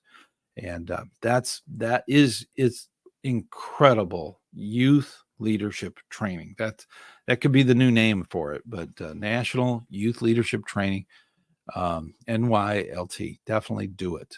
Do it. Don't even think about it. It's a week-long thing. So they will have a great time. And make sure that you take your child's face and memorize it, because they're not going to be the same when they come back. They're going to be so much more. It is a beautiful thing, learning those skills and that leadership. It is. I get choked up about it. It's incredible. It's an incredible thing. You need to do that. That is a great learning experience. So, and they will learn so much from it. I think I saw something that was all green that came up. What did Ken do? Did he do something? He gifted 5 memberships. 5? Holy cow, Ken. Thank you. Thank you so much. I tried to do that and something happened. Let me see if I could do that again. I don't know if I don't think I can, but thank you so much, Ken. Man, it's so awesome. That is fantastic. Thank you. We got 5 memberships. So if you signed up for the waiting list to get on the membership, you don't have to wait. You can just join. Give us a week. Let's see what happens. give us a whole month, and you get extra stuff. And that's wonderful. And a lot of the members here get the little icons. You'll notice that Ken, he's got, what is it, a gold one? Yeah, he's got a gold one, a little gold fleur-de-lis. There's different, depending on how many months you've been involved in the membership, you could definitely do that. So yeah, that's a doable thing. But as far as the membership, you get a lot from it. There's extra video. When I do the filming for the video, typically the second part of it, we do it in 2 pieces. And then the second part is actually where I do the members only. And if you're not a member, we're going to be making one of the members onlys from last season available, so you can check it out, see what that's like. It's a higher resolution, a better picture. I don't know if that's any good because of this, but that is a better experience. There's no ads. It's just a regular episode, but it's extended. I would say it's more advanced. It's not advanced concepts, but you get to hear some of the back stories. I got a lot of stories, so that's scouting. But those stories all have a meaning towards the actual subject, so they're not just random like they are in the live show. But that is a lot of fun. So if you're thinking about it, I need to make that. I will put it in the community chat of the channel when that happens. It'll be a limited time, but I'm just going to make it available to everyone. Okay. I think there was a video I said, yeah, it would be a good one to really give them an idea, but you'll see it more in the chat. But if you're thinking about being a member of the channel, gives you an idea. That's the big benefit that you get. Plus you get the little icon. You get all kinds of emojis too. So that is the neat thing. But thank you, Ken. That is just wonderful. Oh, there we go. Thank you. Thank you so much. And if you're on a gift membership, and Ethan, I am looking at you.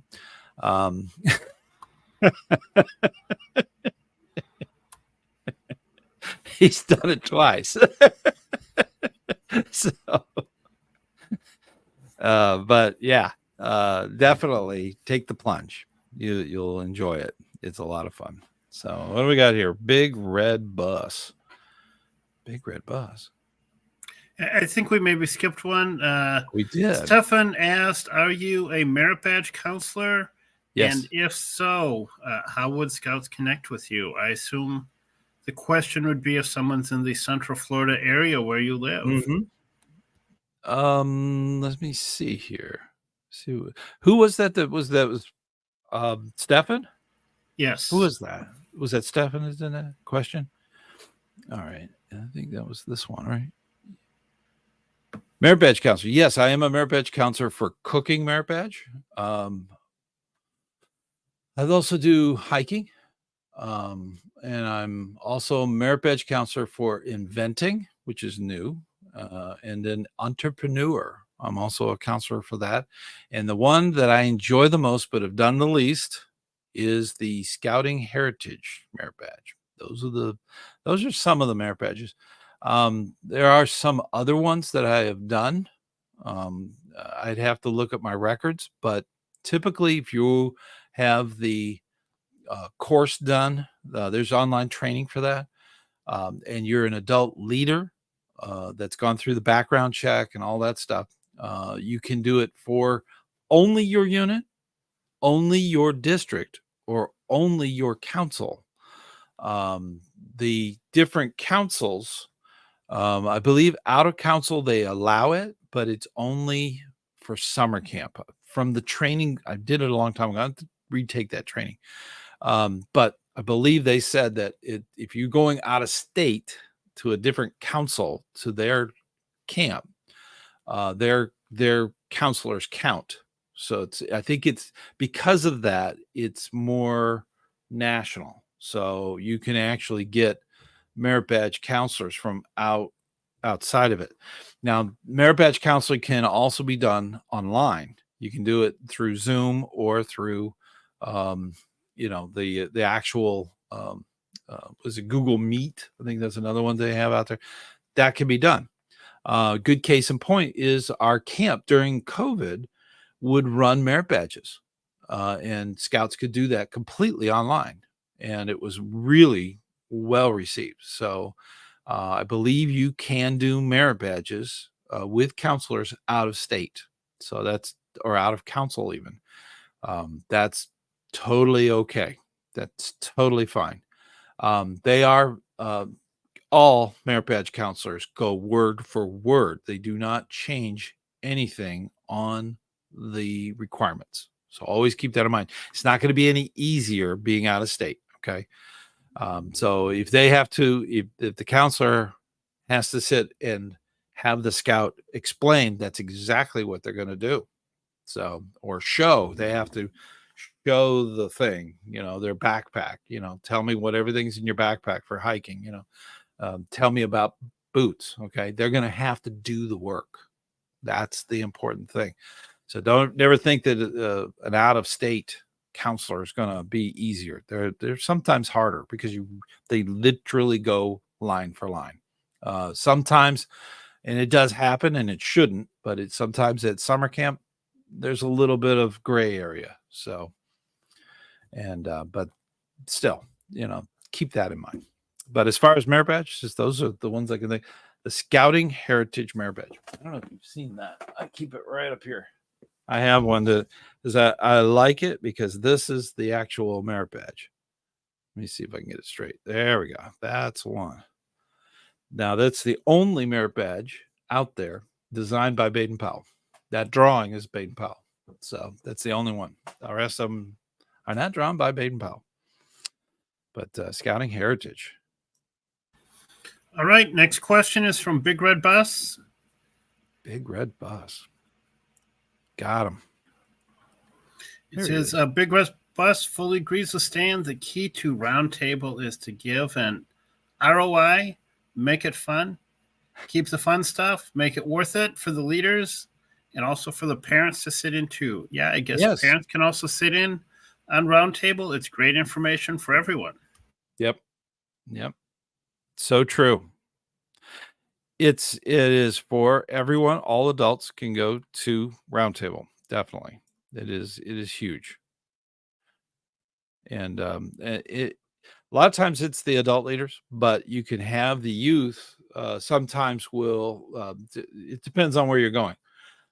In the past, they had where if you had non-scout age children, say for instance somebody that's still in diapers or something, they would have a mom or moms, 2 deep leadership.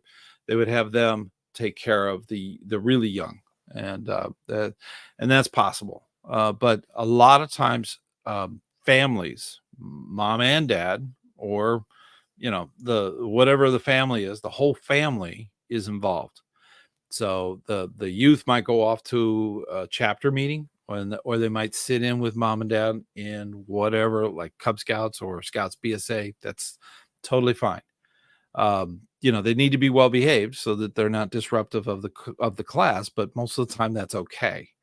But sometimes I've talked to several Scout leaders. They call it a night out. They'll go to eat early. They'll go to the round table, and they have a babysitter that gives them a night off. So that's a possibility. Once a month, that's all it is, and it's like going to the movies. It is it is really, really worth it. Definitely bring a pen and paper and write things down, because things will happen there, and you'll get contacts and numbers, and you'll find out more information about what's going on and how to make your unit really go through the roof. Okay. So it is so important. I am really trying hard not to say super important. You'll notice there was a lot of jump cuts. I said super important like 20 times in a video. So I'm trying not to say that. So that being out of the case, thank you, Red Bus. I think we kind of skipped a couple comments. I'll just read some of them. 97 sure. Kevlar says he finds it's often the same leaders that attend Roundtable, which is we'll probably all know. Yep. Yeah, it does happen. Yeah, and a lot of times with Roundtable, we need to change that. That needs to improve. That is super improved. And Relantel commented that Roundtable venturing breakout. Comment about that. So. What is going on there? Huh. I'm looking at the YouTube thing. This is I have YouTube and I have the service going on, but oh wow. Okay. Thank you, Ken. Thank you. I see there's some comments in there. A lot of times with the comments that are on the side, they get detached. If I do any editing of the video, so if there's that long thing at the beginning, fast forward through it, because I don't want to do any editing, because it detaches the comments, and that happens. So keep that in mind. I think we got the red bus in there. Yahoo! Yep. What was the other item we had? I saw that there was a. Is that right? No. There was a blue background comment. Was that someone? Well, I think Ken commented that he asked how long has Roundtable met in Orlando. He's impressed with the big red bus. Yep. The thing is, we've had Roundtable. Let's see. When I came back to Orlando, and I was Cub Master, they had Roundtable, and Roundtable has been going on every month, even during COVID. Even when they went to Zoom, they would do a Zoom one. No, they also did it on Facebook. There was a Facebook one. I remember that one, and it's amazing how long it's been going. That must have been 2002 when that happened. When I came back and I was Cub Master, it had to be in 2002 or 2001. But it's been going on for a long time. Nationwide, Roundtable has been around, I think, since the 40s. I don't know. I'd have to find out. I have to Google that one. Find out how long Roundtable has been around. That is a good question.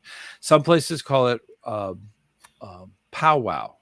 Okay, which isn't a good term because that is American Native, and we want to make sure that we respect the powwow. Powwows I've been to many powwows, and they're beautiful.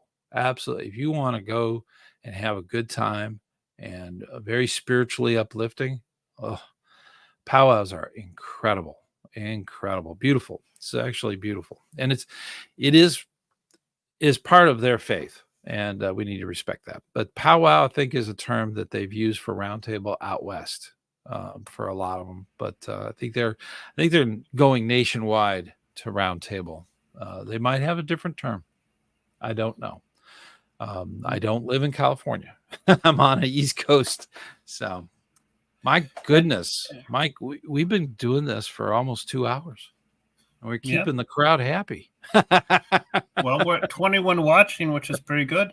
That's think we have good. A couple viewers commented how much they enjoyed working as staff at NYLT. Oh, yeah. Yes. Oh, my gosh. NYLT. I enjoyed first time I did it was quartermaster, and that was fun, getting all the food and everything. We had a bear, an actual live, large Florida bear, come in and try to eat the eggs out of a cooler in the middle of the night, which we thought we had secured, but we learned, and it was a learning moment. But yeah, that was fun. NYLT. And then I think that was the winter course that I did. And then there was a summer course that I was assistant scoutmaster for. And then I think there was another one that I did as assistant. So it's just amazing. Okay. You definitely want to do that. Staffing it is fun too. The youth do most of the training. Yeah. So the youth, it's youth training youth. That's what's so cool about it. It's an amazing thing. I don't know if I mentioned that, but and something that we want to make sure we mention: Relantel has gifted 5 memberships, so thank you very much for that. Mm-hmm. That's very helpful. Thank you so much. I really appreciate that. And then if there's not enough people on the waiting list, when they sign up, that automatically gives it to them. So it's you'll have to check back. I'll look into it. If they don't have enough people on that waiting list, they will, boom. This minute you sign up on the list, it would automatically get you access. So that's cool. And we have a comment from Stefan. That's actually a couple comments up. We'll probably not flip back to it, but he asked, when signing up as a merit badge counselor, how often are scouts likely to reach out to him? That really depends on your scoutmaster. Your scoutmasters typically will reach out. This is something that the scoutmasters actually take care of when they're doing their scoutmaster conferences with scouts. They will talk about merit badges, and they have at their access with the district the list of who's doing that merit badge, and are they available only for the troop, or are they available for the district, are they available for council, and so on. That's they'll have the contact information. Now, keep in mind, all of the merit badge counselors are YPT trained. So if a YPT trained leader gets an email from a scout, they cannot answer it. And the reason they cannot answer it is because their parents were not CC'd, or the adult leaders of that troop. Luckily, we've made it available. So if that happens through, I think it's my.scouting.org, we can actually look up that unit and actually get a list of the key 3. So we put them on the email list, and then we can reply to that scout. When youth are communicating either through emails, text, phone, they have to have 2 deep leadership on both sides. If you're talking with a phone call, if it's a video, 2 deep leadership. There has to be adults there. There has to be 2 deep leadership. It has to be that way. That is absolutely imperative when it comes to YPT, youth protection training. You have to do that. So communications can be difficult. So a lot of times, for instance, my phone, I get a lot of phone calls. So it doesn't ring unless you're in my contacts. I went and put all of the scoutmasters in there, just so that if they needed to contact me, they could, and it would ring.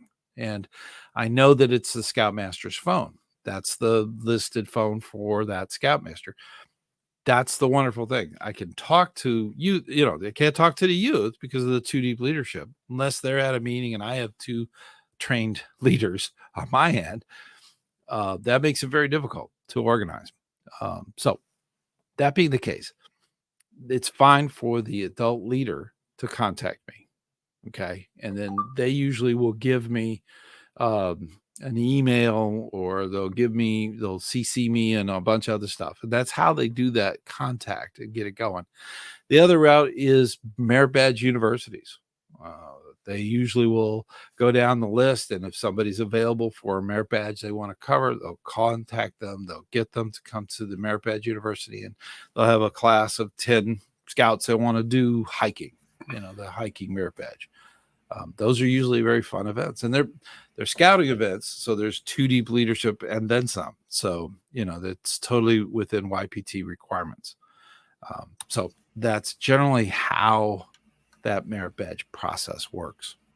So, all right, next question. Relantel commented that scouting heritage is one of his favorites. So isn't it neat? I love it. It's an easy merit badge, but there is some lecturing that goes on with my course. I usually there's a life history story about Baden-Powell and how things became what they are. I usually have to keep cards because I'll go into all the different attacks at Mafeking, and I want that the class is about Baden-Powell. So, I have to keep myself restrained as far as the information. And then you go and do museum stuff, and there's some activities that they do. It is a fascinating thing. And learning the history of scouting, it kind of reinforces a lot of the values that we have. Why does Cub Scouts the way it is? We teach character. How many organizations teach character? It's what we do in Cub Scouts. How many organizations, youth organizations, teach leadership? That's what we do. So these are big things, but that's something to keep in mind. And the history of how all that came to be is fascinating, absolutely fascinating. You always find these little stories here and there, and it's just amazing stuff. All right, we have another question from Shadows of Autumn. Shadows, kind of the mostly black icon, about 4 questions down. Thank you. Let me see if I can find it. Well, we'll improve our system for next. I know. We got to figure out how to do this. That'll be good. All right, 4 down. All right, Shadows. All right. There you are. There we go. Shadows of Autumn says, Chapter Chief here. Any advice on how to make the most successful chapter meetings? Oh yeah. Always have something going on, something exciting. I know it's hard, but you got 12 of these to put together. And that's if you do them every month. But you can do that. They can be exciting. They can be fun. You can bring in a guest. That's something always a lot of fun. You can bring in different activities. They don't always have to be a meeting room, where everybody sits down in nice, neat rows and stuff like that. Some of the best ones that I've ever participated in were at a putt-putt golf. Okay. You could do activities, make it exciting. That's the wonderful thing. The big thing about the Order of the Arrow, these are the older scouts. You don't have to do scout skills over and over again. You're not going to be stuck there teaching knots. Okay. These are older scouts, and you want to keep them involved, keep them interested, keep them going. You could have activities, you could do games, you could do all kinds of stuff. And a big winner with a lot of scouts is food. Okay. It'd be very easy to go down and get a $4 box of, cookie mix or something and make some cookies. And have those at the meeting. It's very easy. Okay. You could buy them already made. You could, there's a lot you can do, but make it interesting, exciting. And there's a lot of activities coming up. You have all your recruitment as far as your elections, all that inductions stuff that goes on in the OA. Every chapter has that. There's always patches to design.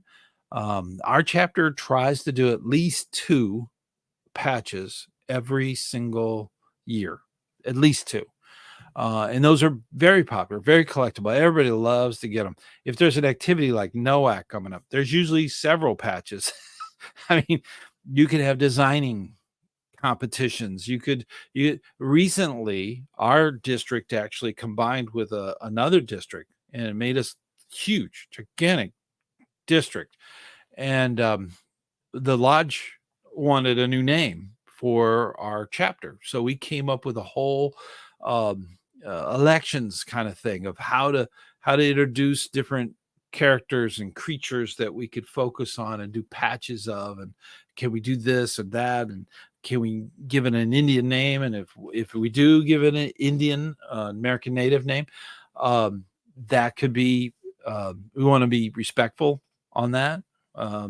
Those are things you have to consider, so that's something you do at a chapter meeting. So these are things you can do. Remember, food doesn't always have to be at the same place, and make sure that you always keep it entertaining, uplifting, and it doesn't have to be exactly 1 hour. Okay. You want to start them on time, but they don't have to be. Okay. They don't have to run the whole hour. So those are some of the tips. Those 3 are good. And if you're more interested in that, there is a video on our channel. I'm not sure if you can search. If you do search, I think the title is I'm in the order. What now? I think that's the title. I think that's the title of it. So, but it talks about making OA exciting. Okay. And our next question is from Brother Cody. Brother Cody says, first time on the live, and thank you for the videos. You're very, very welcome. Very welcome. A lot of the videos are for the adults, the adult leaders. That's what they're for. But they're all Scout friendly, and I do not discourage youth from watching the videos. And that has a 2-edged sword. If you have a youth that's watching the video and I'm saying you can't do that in a meeting, guess what they're going to do? They're going to be sending you the link. And then you're going to send me an email. But that, that's the thing. All the videos here are available. So that's a wonderful thing. And Stefan, doesn't he have a... Is that the next one, Stefan? Yep. Any advice for hosting engaging in-person committee meetings? Oh, yes. Committee meetings can be extremely dry and boring. And usually when you have meetings that are going to be like that, you put all your dry and boring stuff at the beginning, and then you go do something. Okay. A lot of committees don't, and they should. They need to have that cohesion of the group. They need to have some kind of team building. Okay. I recommend doing it at the beginning. Okay. Do kind of an icebreaker team meeting kind of thing, and get them all kind of working together. Could be a challenge. Could be something like moving a can from the middle of the room with some string. It could be something like that. And adults get as much from it as the youth. These are little techniques. And then that way they're more able to listen and get the dry, boring stuff out of the way. Financial reports are great and they're important.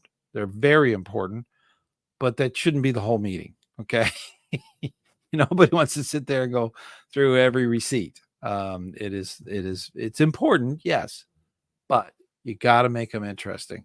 You'll get more participation, and make sure that every single parent, every adult, all the way down, grandparents, all of them, they're all welcome to your meeting. So you want to get that group together. You're building a community. That's the neat thing about a committee. You're building that community that's going to help your unit go through the roof with its program. And those youth are going to learn so much. and achieve so much. That's the key. If you can build that community and get them going and get really excited about something, you got a really good unit on your hands. You won't be hurting for membership because people are attracted to that success. So keep that in mind. With your committee, keep it going. Keep it interesting. Do things. Do something different. Again, it's like the OA. You don't always have to do them in the same boring room. Okay? You don't have to do Robert's Rules of Order. Okay? There's no reason the committee needs to be like that. You could do it at a restaurant. There are lots of restaurants that have a room, a dedicated area where you can be blocked off from the restaurant noise. You can have committee members come early and have dinner. It's a nice night out. Make it interesting. Have it fun. Make it fun. But invite everyone. Always invite everyone. When the scout meeting's going on, that's not the time to have your meeting. Okay? Don't do it during the scout meeting. You want it separate. You want to keep it separate. Your committee meeting should be separate night, separate time. This is the reason, because the parents want to be in there to see what's going on at the meeting. They're in the background. They're on they're sitting in the back. They're quietly waiting for the meeting to go on, but it's a youth meeting. So they're not really involved in it, but they want to know what's going on in it. So that's not a good time to have them distracted by a committee meeting. So that being the case, have them do their thing and go to the committee meeting. When the parents are at the youth meeting, make sure they all get a cup of coffee and maybe some kind of cookie or something. Do something with that. Just make sure that they're involved. They're part of that community, part of your unit. You want them to come together. You want to get them going to the committee meeting. You want them all there. You want every voice heard. So important. Break the ice. Make sure you get them all invited. Those are keys, and you'll have a great committee.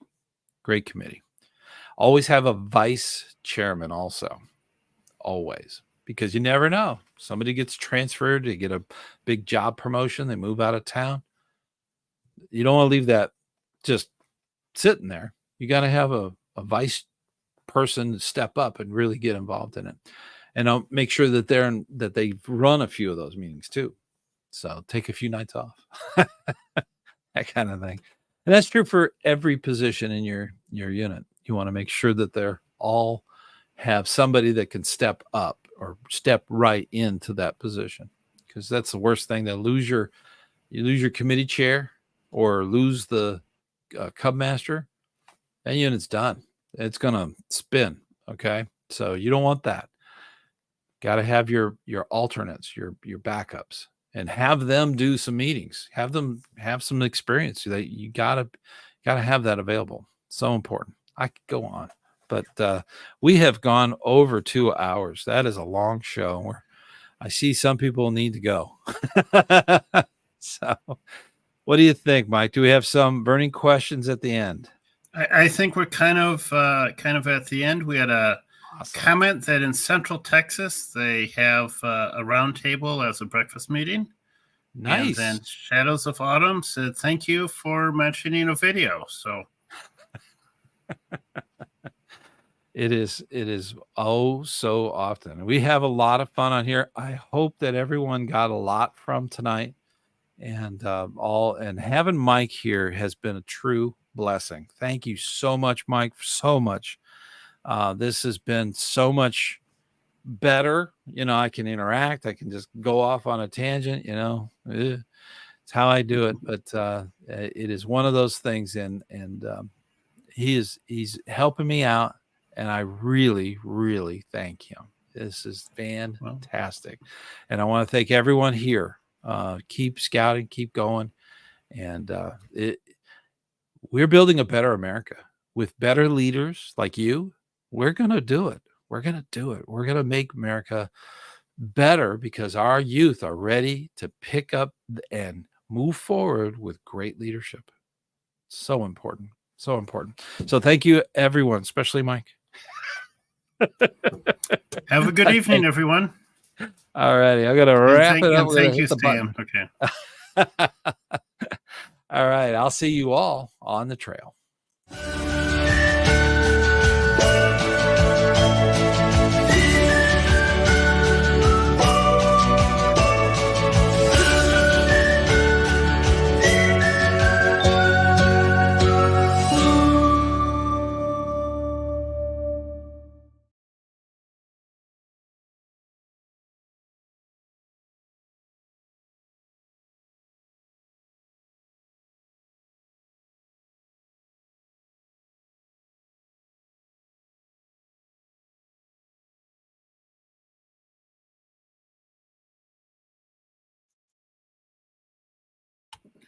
All right. Well, great show.